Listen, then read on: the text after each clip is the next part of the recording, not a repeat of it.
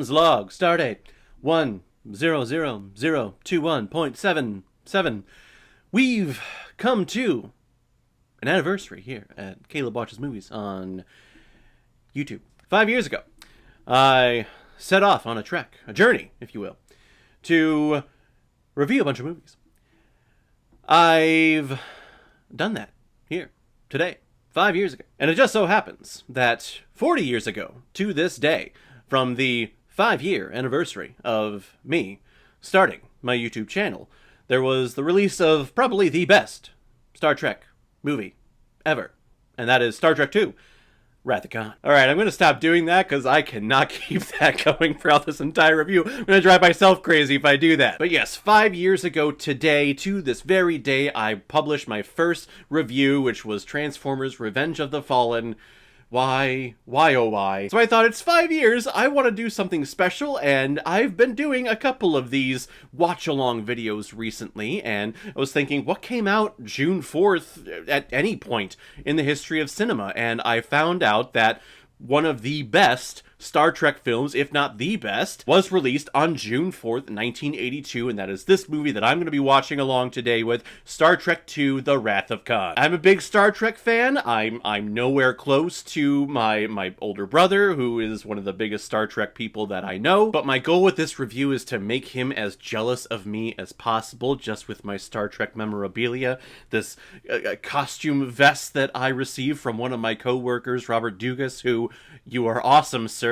Why you gave this up, I don't know, because it's freaking badass. I also have, still wrapped in the plastic, the VHS version of Star Trek II Wrath of Khan. Actually, that's what this whole box set thing is right here. The very first 7 movies.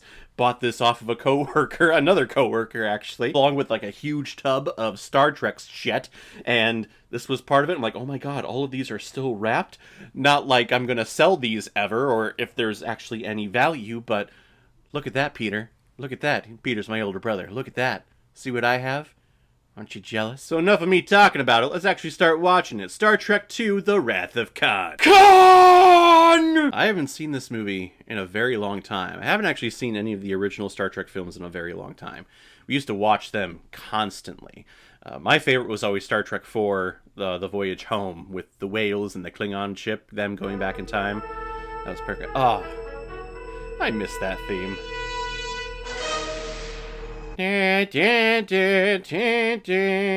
Starring William Shatner, the most overly dramatic man on the planet, and Leonard Nimoy. I miss that man. I'm actually starting to remember that there is a pretty sad ending to this movie. So you'll probably get to see me cry a lot. It is early in the morning, so I made myself some tea. Oh, Christy Alley. Oh yes, it makes sense for a Scientologist to be in this movie, right? It's science. Ricardo Montalban. Ah, yes. Khan, the man out for revenge. So this movie is really the sequel to an episode of the original Star Trek TV series. Oh, and I'm blanking on the frickin' name of that episode. There are Star Trek fans out there right now who are yelling at their screen. I apologize. But anyway, there was a ship that was found by the Enterprise, and Khan was awakened, and he tried to release his whole crew and take over the Enterprise. They were stopped and thwarted, but then they were sent off to SETI Alpha 5, I believe. It's like a prison planet, or it was their punishment. It was their own paradise, I guess. Just as long as they never left. Sometime in the 23rd century. I love that the first thing we see in this movie is Spock, and the last thing we see is Spock in his coffin on the planet Genesis. I love what they did with the Kobayashi Maru in the new version, the 2009 Star Trek film. I actually love that movie a lot. It's one of my favorite sci-fi films. I know a lot of hardcore, die-hard Star Trek fans hate it, just because it erased decades of Star Trek history and Star Trek watching. Damn. May I remind the captain that if a starship enters the zone... I'm aware of my responsibilities, mister. Yes, Sulu. Know your fucking place. Drive the damn ship. Huh? Well, look. Klingon ships. Footage from the first movie. From what I remember, they use a lot of the ship footage from the motion picture in this film, just to kind of cut back on budgets. Hang on, torpedoes. Yeah, move. Oh, come on. Uh-oh, Spock's dead. That's sad. I wonder if Shatner requested this entrance. Because it's pretty badass. Is that all you gotta say? What about my performance? I'm not a drama critic. I guarantee that line was directed at all of real critics who watched the show and watched the original movie. How we deal with death is at least as important as how we deal with life, wouldn't you say? That's poetic. Thank you, Admiral. Gotta remember, he's not a captain, he's an admiral at this point. Galloping around the cosmos is a game for the young, Doctor. Now, what is that supposed to mean? It means you're old. Aren't you dead? Foreshadowing. It's one of the best on-screen relationships, I think, in the history of film or TV.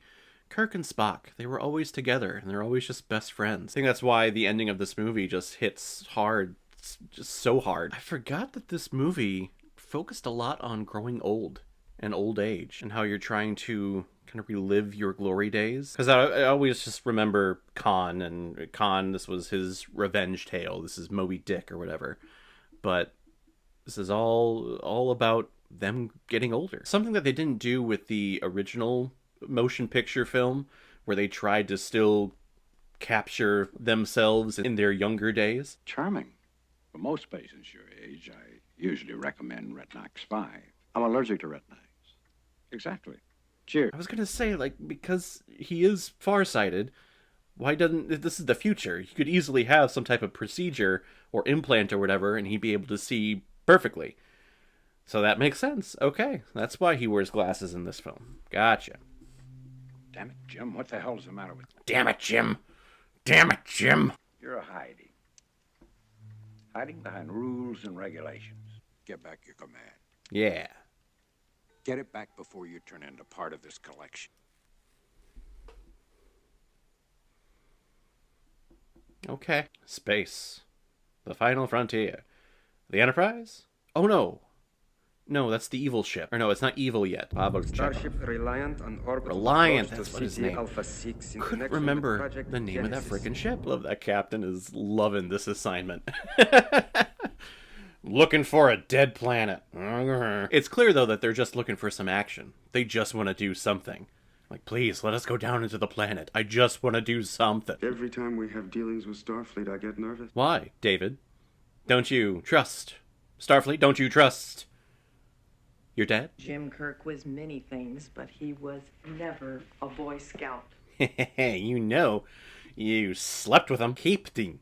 Captain, we are looking for the nuclear vessels. Chekhov's accent is so ridiculous in the movie. And from what I remember, he was not part of the original crew.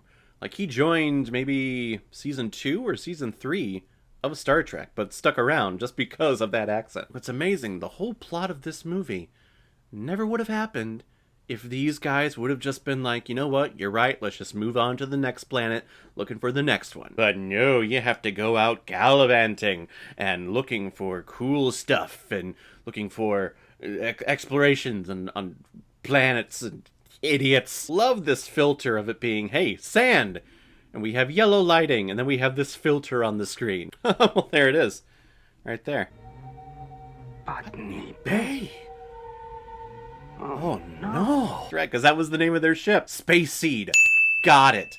Frickin' Space Seed was the name of the episode. Oh, thank frickin' God. That was gonna bug the crap out of me. Hey guys. Hey, have you ever seen a Montalban before? Mm-hmm. But you... I never forget a face. Now, I think that was a retcon, because from what I recall, Chekhov was not a part of the crew during that episode. At least he wasn't the main crew. I think they explained it that he was part of the overall crew of the Enterprise, but he was not, he was definitely not on the bridge at that point. Every time he says Kirk is great. I've never even met Admiral Kirk. Admiral. The son of a bitch got promoted. The white whale got promoted. Admiral Kirk. Never bothered to check on our progress. No, he was too busy sleeping with a bunch of green women. I remember as a kid, I was very squeamish, so I could not watch this part. It scared me like crazy. Isn't it legendary that his open chest, like that's a chest plate? Like he's not that silky smooth and ripped. Oh yes, reuse footage from the motion picture. Love it. How convenient. We're going to have our main problem with the original crew on board. Just visiting, just inspecting. See, now this was nice. In the motion picture, this whole scene of them docking took like 30 minutes, it felt like. And who do we have here? Midshipman First Class, Peter Preston, engineer's mate. Peter Preston! I'm Peter Preston! Leonard Nimoy is so great in this role. He has this dry sense of humor. Like Spock is a stand-up comedian, but he is completely dry, and I love it. I don't want to inspect, I want to go out, I want to explore. That's Kirk. He's always the explorer. He knows that he needs to advance his career, or that he should, probably. That's what you're supposed to do. But he is a cowboy. He is a space cowboy, always wanting to go out and explore. Have you ever piloted a starship out of space, Doc? Never, sir. No, but I would love to storm the Capitol. Pretty sure she, like, voiced her approval of the storming of the Capitol on January 6, 2021. Don't you love those people? So is Spock, he's captain, or his rank is captain. Is he captain of the Enterprise right now? Any Trekkies out there, if you want to comment below after I just asked that question, please let me know. NCC 1701. No letters. What is your favorite Enterprise version? Right? Was it this version? Was it the original? Was it the Enterprise B, C, D, E? I think they released like the official design of F years ago. I always loved Enterprise E. That thing was slick. That thing was awesome. B looked a lot like the Excelsior. Yeah, the Excelsior from Star Trek 3 and Star Trek 4. Or no, Star Trek 6, I should say. C we didn't see a lot of. That was kind of boxy. Enterprise D is a classic. I like that they got away from the Enterprise for the later Star Trek seasons, though. Indulge yourself. Second start to the right. And straight on till morning. Yeah. Take us out. Commander Chekhov, I have no intention of allowing Reliant or any other unauthorized personnel access to our worker materials. I don't think, that's not how the Navy or any branch of the military works. Look at that chest. Or that chest plate. It's probably a chest plate. The theme of this film is it's very Superman-y. Like Superman the movie, very John Williams-like. Why are you taking Genesis away from us? Yeah, Kirk, why are you taking Genesis away from us? Yeah, something fucked up is going on here. I like how they changed the aesthetic of the Enterprise. It used to be all bright and clean, but after a certain space movie came out a couple of years before this, Star Wars and the Millennium Falcon, the walls in the Millennium Falcon were all yellowy, old, and distressed, so they update that here. I would not presume to debate you. That is wise. The needs of the many outweigh the needs of the few. Or the one. Or the one. You are also my friend. I have been, and always shall be yours. I didn't realize they foreshadowed that, because that comes back. Oh, wow. I forgot that it was a training crew that was aboard. I remember in Star Trek 3, it was just the main characters. They had no stagehands. They had no extras. To be that obsessed with someone or something that it's the only driving force that you have. It's so sad. Yet it makes for a great villain. Because rest assured, if you read the book Moby Dick, Captain Ahab is the villain of that story. And it's just revenge as your main driving force. It's the best driving force for any villain. Well, I've got sickbay ready. Now, will someone please tell me what's going on? Computer. That was a weird camera. The camera definitely was not ready to move at that point. This is supposed to be in the future, and this looks like it was from 40 years ago today. What exactly is Genesis? Well, put simply. Oh, this is like a training video.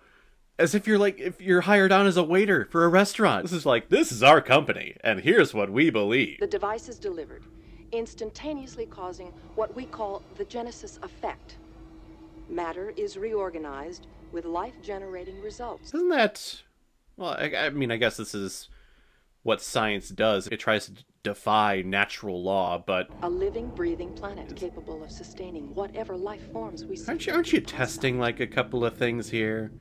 Like, should we be creating life? I don't know. Bet Christy Alley really liked it, though, with all of her Scientology beliefs. Yeah. So they're looking for a lifeless planet or a moon. How long have they been looking? Because I feel like there are... like millions of planets out there that are just barren waste. I like, why is it taking so long? Like, we have a moon. We have a moon. Earth does. Why not just try that? What if this thing we use where life already exists? It would destroy such life. As a matter of cosmic history, it has always been easier to destroy than to create. Not anymore. Now we can do both at the same time. You green-blooded inhuman. Bridge to Admiral Kirk. But he's making the point that I was trying to make. It's like, wow, we can just create an entire planet and civilization here in a matter of minutes. Whereas there is a natural law that's supposed to happen over millennia for a planet to spout life. Uh-oh. Here we go. Oh, yes, the villain march. I love it. Dun-dun, dun-dun. Let them eat static. Of course, we are one big happy fleet. Revenge is a dish that is best served cold. It is very cold in space. Oh, yeah, that's right. The Enterprise gets fucked up in this movie. Fire! Shaky cam. The original shaky cam. Sulu, divert all power to phasers. Too late. Uh-oh. Hang on! Ooh, fire in space. Fire in space is never good. It's such an evil-looking ship. Not like obviously evil, like in Star Trek Into Darkness, the second J.J. Abrams one, but like it's just like its standard aesthetic is Starfleet, but the look of it, the construction of it, looks very, very evil, very creepy. He wishes to discuss terms of our surrender.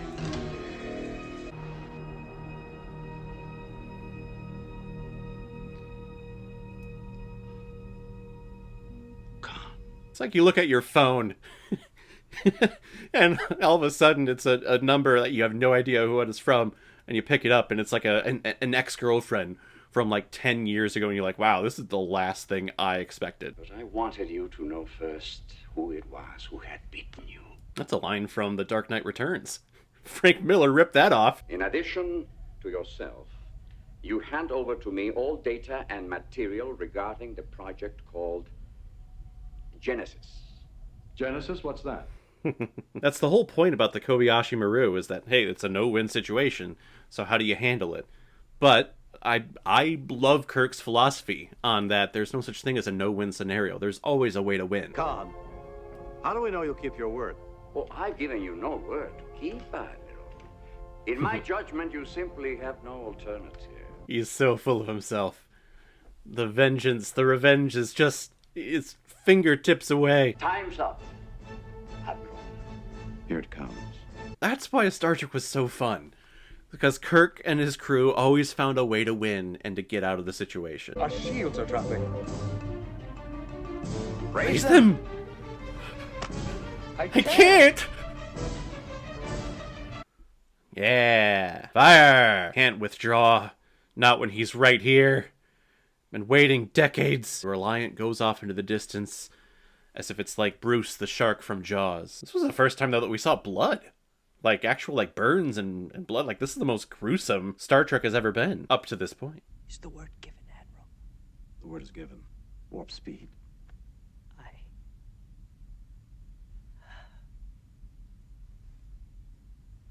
That blood was not that high. Consistency. Come on. Jim, be careful. We will. Yeah. You green-blooded hobgoblin. Hey, Peter, you see that? See what I have? We used to have one of these, not this exact one, but we used to have this, at least he used to have it, and he used it for his TV in his room. See, back in the day, kids, you didn't have just this little dinky thing that had a smart TV remote on it. You had to actually, like, punch in the numbers and shit.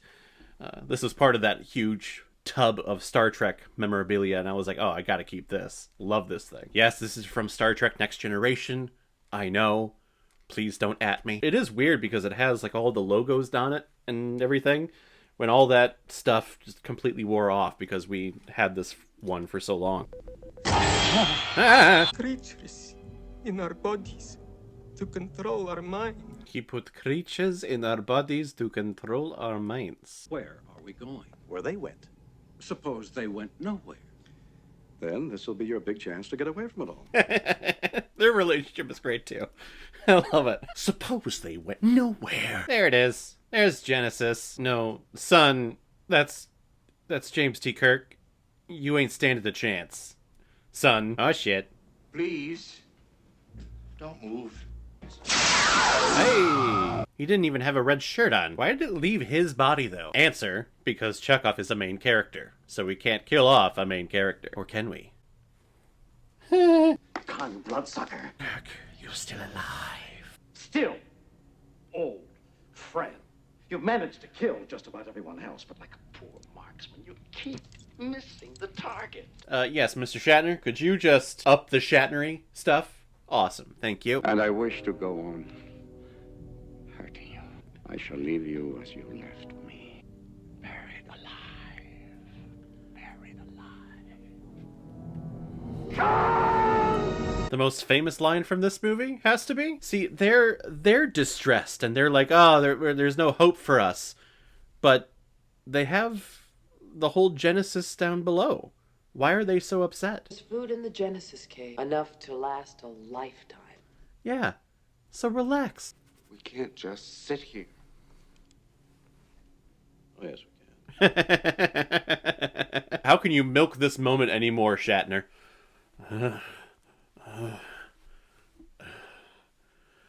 Yes, we can. Why didn't you tell me?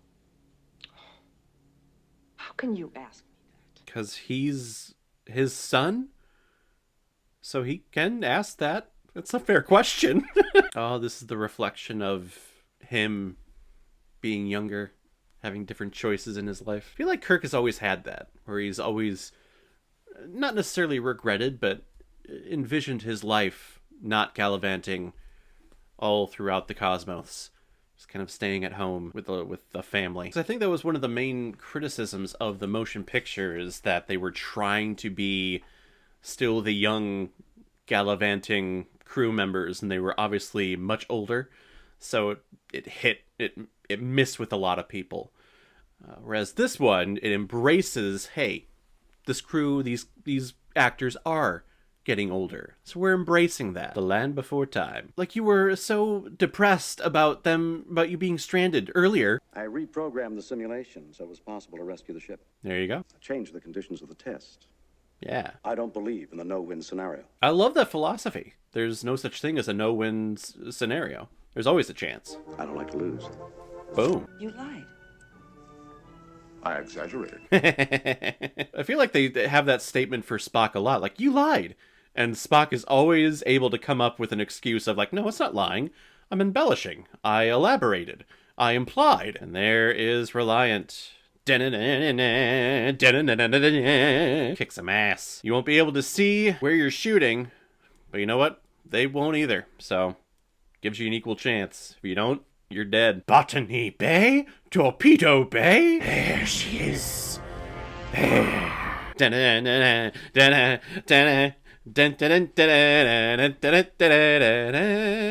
Estimating Nebula penetration in 2.2 minutes. That's what I said the other night to my wife. Khan. I'm laughing at the superior intellect. Oh, it's so pretty. Like, if he follows you in, and then you take, like, an evasive course of action, if you, like, go down and you leave the nebula, wouldn't the Reliant just still be there searching for you? It's the only thing I was confused and didn't like about Star Trek is because they all see each other on, like, a flat plane, where space, there's an infinite different angles that you can have. So a ship could come in like this, and another ship could come in like this, but they're always coming in evenly like that. This drives me crazy. Well, and of course I say that, and then that shot right there just disproved me, so... You know, whatever. You'd think that, yes, they have the screen... Ooh, I love that shot. You'd think that they have the viewing screen. But you would think, like, they could just take that away and just look out the window. You'd think you would have that option in a ship, an advanced ship. Hello! Use another hand, Admiral. Man the weapons console, Mr. Chekhov. Well, you know, Chekhov, we just had the battle. But sure. Love this movie. It's so simple. We're not getting caught up in any, like, political statement, which is what a lot of Star Trek does. It takes a lot of things that were happening in society and in the world at that time and does, like, social commentary on it. This is just a simple revenge tale where you did me wrong, I don't like you, and we're going after each other. Oh. Hello. Oh, yeah. Got him. Your superior intellect has been bested. Oh, he's not giving up. Don't damage the chest plate. I will blow myself up. That means you won't see another day. Oh, that's right. It's the Genesis planet. That's right. Talking about how he doesn't believe in no-win situations. Here's a no-win situation. Gotta get out of there. You gotta get away as soon as possible.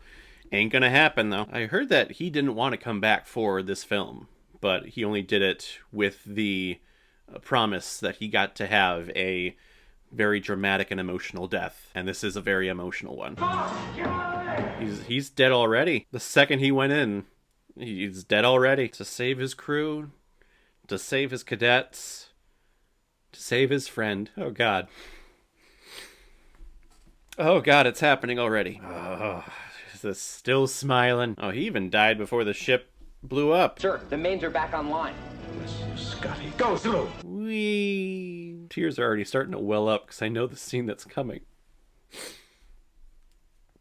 Oh, God. Better hurry. Oh, he knows. You'll flood the whole compartment. He'll die. Sir, he's dead already. Yeah, there's nothing you can do.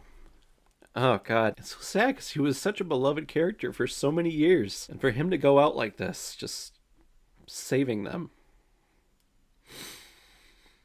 Oh, God. William Shatner is always overly dramatic, but it's so fitting for this. He's still adjusting his shirt because he is an officer, after all. Ship. Out of danger. Yes. The needs of the many outweigh the needs of the few. Or the one.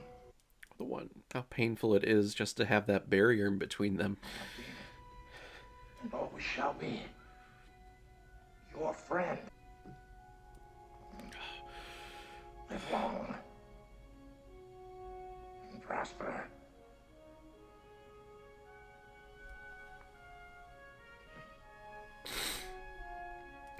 Is that like the best moment in Star Trek?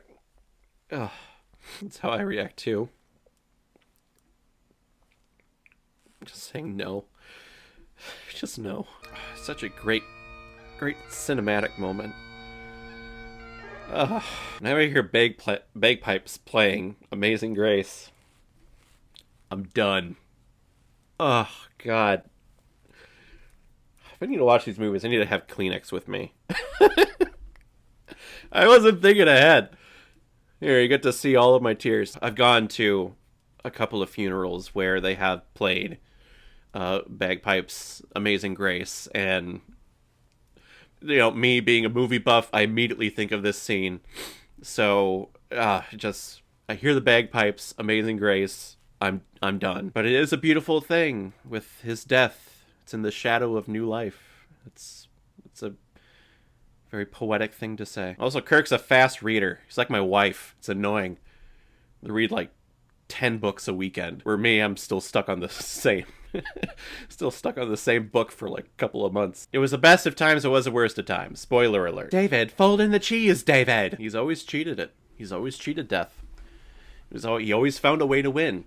So that was why I think this movie is the best one, because it humanizes him. So all that karma basically just came back to him. Maybe not to him directly, but he lost his friend. I also came here to tell you that I'm probably going to die in the next couple of days, in continuity of these series. So now, the Genesis torpedo was supposed to be shot at a planet, or a desolate planet. This just exploded on a ship. So it creates a planet from that? Why were you looking for a desolate planet then? I feel young. And that's the theme of this movie. It's getting older, but feeling that youth, that energy, death, life, beginning, end. It's a very symmetrical and poetic film, and I love it. Welcome to Jurassic Park. The torpedoes gently landed, even though that's not what torpedoes do. Space, the final frontier. These are the continuing voyages of the Starship Enterprise. Her ongoing mission to explore strange new worlds, to seek out new life forms and new civilizations, to boldly go where no man has gone before. One thing I love about doing this channel is that I can be vulnerable, and I can show that vulnerable side of me to all of you out there. Because that's, gosh, I cry more at films than I do in real life. Going to funerals of people that I know are family members. Barely this, like, that ever happens. Of course, like, I've had to bury a couple of my cats in the last several years. That has traumatized me, and I was bawling like crazy for months after their passing. But other than my pets, really movies has been the only thing that has gotten reactions from me like that. And that scene it's a classic scene. It's a beautiful scene. One of the best scenes in Star Trek history. It makes the movie, even though the movie is very simple and it's well done originally, just between Kirk and Khan, them going back and forth, and it's Moby Dick in space, basically. But capping it off with the sacrifice of Spock is beautiful. Spock is a beloved character. Leonard Nimoy is a beloved person. And I know when he passed away many years ago, I think it was 2015, I want to say, is when he passed away. Because it was right before Star Trek Beyond. So it was either 2015 or 2016. But just knowing that he is no longer here, and then going back and watching that scene, it's got to... gets me right here, and it was a lot of fun. And happy anniversary to this channel. Where there is death of a character, there is new life or rejuvenated life, and that's what this channel has. I'm going to give Star Trek II The Wrath of Khan, screw it, 5 out of 5 Blu-rays, why not? I think I see blue. He looks glorious. So that was my reaction to watching Star Trek II. What did you think about it? Also, what is your ranking of all of these Star Trek films? All the original 10, and then the newer Calvin universe trilogy that we have so far. Whatever you thought, and whatever your list is, comment below, let me know what you thought about it. And as always, if you like what you see here, if you like my take on movies, then hit the subscribe button and make sure you hit that bell. See you all the next time I release my next movie review. So guys, I will see you next time on the channel, but in the meantime, be well, be good to each other, and go watch a movie. Take care, guys.